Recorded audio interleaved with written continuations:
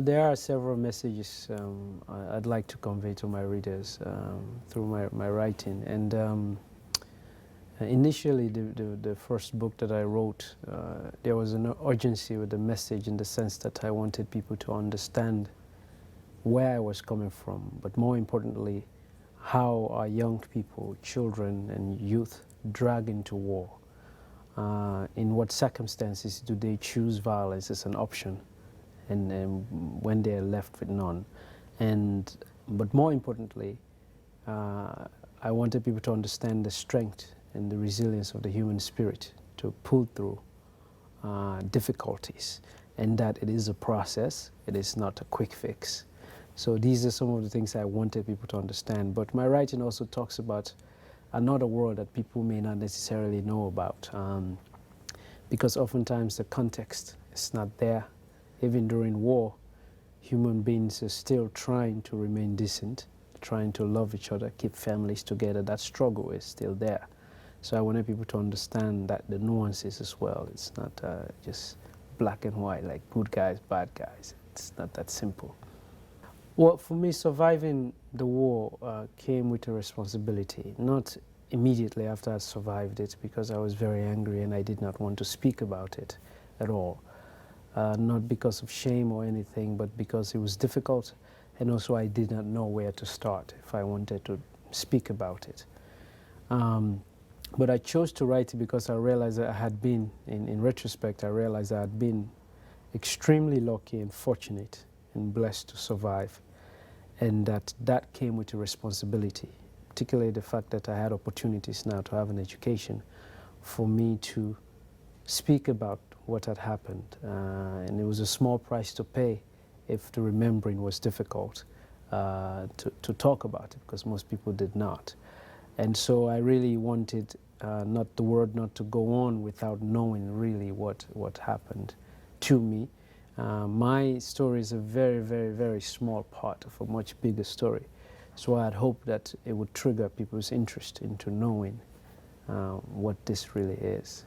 The retelling of the story it made me understand what had happened to me. I did not think that the retelling of it would cause me anything but pain, but bring me back. That when I was writing it, this was all I thought.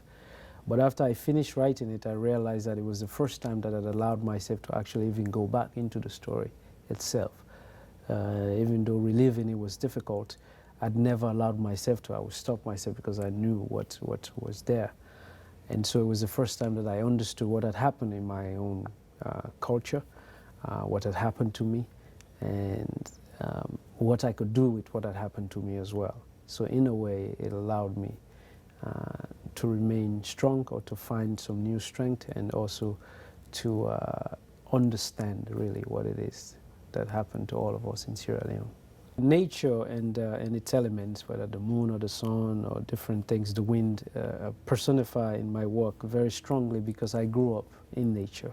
I grew up in a very remote part of the country, in a village, and my life was filled with how nature behaved, before. And so when the war came, actually, one of the very first things that I realized that this environment that I knew as a boy had changed was the way nature itself changed. For example, the way that the birds no longer sang in the morning or different times of the day because the gunshots had driven them away or had taken over their voices.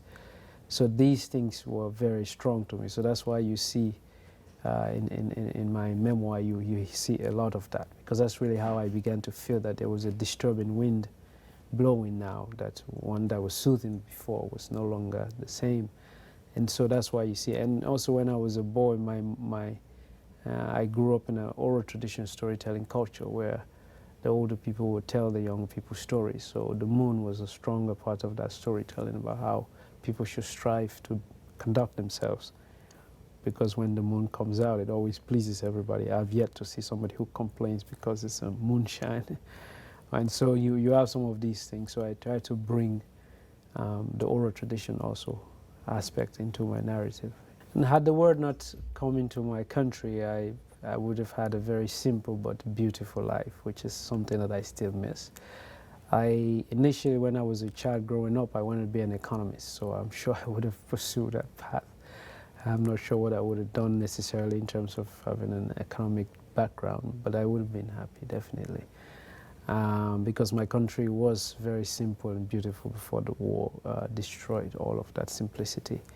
That it's coming back. So in terms of what I see myself, where I see myself being in 10 years, I will continue to write. Have a second book coming out in January, and then I will continue to write more stories because I want that. My background is in political science, so I would engage in a PhD program actually in economics and development. And then my dream is also to return home at some point fairly soon so that I can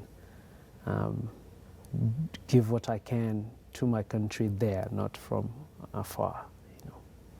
But what really I wanted to do was just to, my drive is always to let young people know that they can use their education to engage themselves more deeply in the world that they live in, to think beyond Maryland, beyond the United States, and know that we are all we are so interconnected nowadays, and it's becoming more and more evident that we have to pay attention to these links and that we have around the world, and to make sure that we do not ignore what's going on in other parts of the world as well. So that's what I wanted them to start thinking, and to think critically as well about whatever they're told, to argue with it, not just to believe it.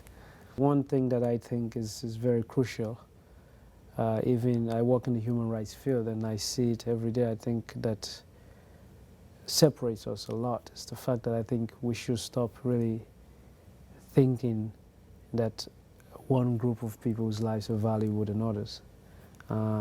Because some people are fortunate to be born in certain parts of the world doesn't necessarily mean their lives are more valuable than others. And I think until we believe that the sacrosanct nature of every life is the same, regardless of how that life is lived or where it's lived, we're going to have an issue, because then we can easily make policies, or we can keep quiet when something is going on with other people and think that doesn't affect us. But eventually it comes to us, And I want people to really understand that. So because once we start to belittle others' humanity, we would all find ourselves complicit to what happens to them later on, Yeah. I have yet to learn a lot about life, but I've seen how this happens.